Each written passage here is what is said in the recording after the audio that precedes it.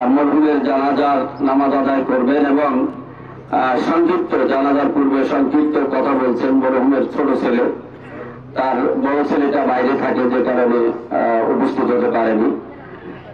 আমরা সকলে জানি তার ছোট ছেলে পিএইচডি গবেষক, ইসলামী ইউনিভার্সিটিতে তিনি পিএইচডি করছেন।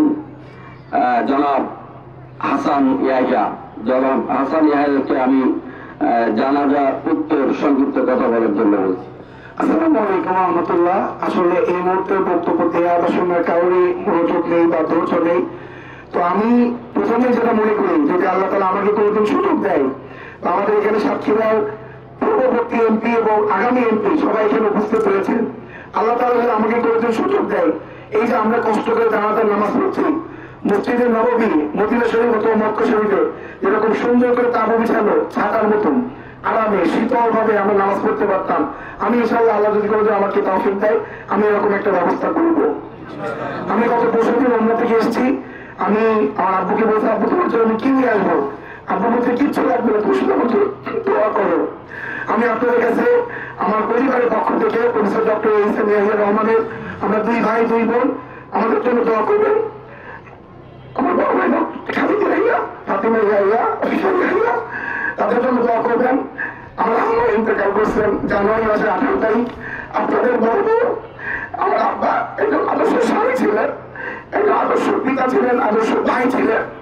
আমার আম্মার সাথে ঝগড়া করেও তার আত্মীয় স্বজনের সাথে সর্বোচ্চ ব্যবহার করতেন।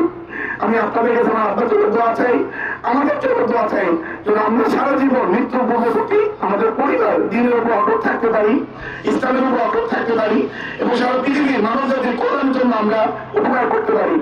আমি আমার সর্দার আমাদের এই পরিবারের পক্ষ থেকে আজকে যারা ইসলামী বিশ্ববিদ্যালয় কুষ্টিয়া থেকে professor doctor Mizanur Rahman sir, Akbar sir, Ishadullah sir, professor doctor Mustafizur Rahman sir সহ যারা এসেছিলেন, ছাত্রছাত্রী বিভিন্ন প্রান্ত থেকে, দেশ বিদেশ থেকে, সাংবাদিক বৃন্দ, আমাদের রাজনৈতিক নেতৃবৃন্দ, সবাই যারা এসেছেন, আমি আমাদের পরিবারের পক্ষ থেকে কৃতজ্ঞতা জানাচ্ছি।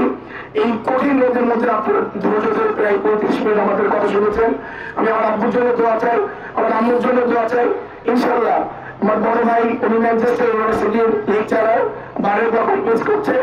ইনশাআল্লাহ কাশিমারিকে সারা বাংলাদেশের মধ্যে একটা অন্যতম মডেল ইউনিয়ন হিসেবে আমরা ইনশাআল্লাহ একটা করার পরিকল্পনা নিয়েছি। ইনশাআল্লাহ আপনারা আমাদের জন্য দোয়া করবেন, আমাদের পরিবারের জন্য দোয়া করবেন। আমার আব্বুর আচরণে, আমার আব্বুর কথাবার্তায় কোনো ধরনের কেউ কষ্ট পেয়ে থাকলে ক্ষমা করবেন। আর্থিক লেনদেন যদি কারোর সাথে থাকে আমাদের সাথে যোগাযোগ করবেন। সর্বোপরি আমরা অভিভাবক, আমাদের মা বোনকে এই মুহূর্তে আমাদেরকে সবসময় আপনারা পরামর্শ দিবেন।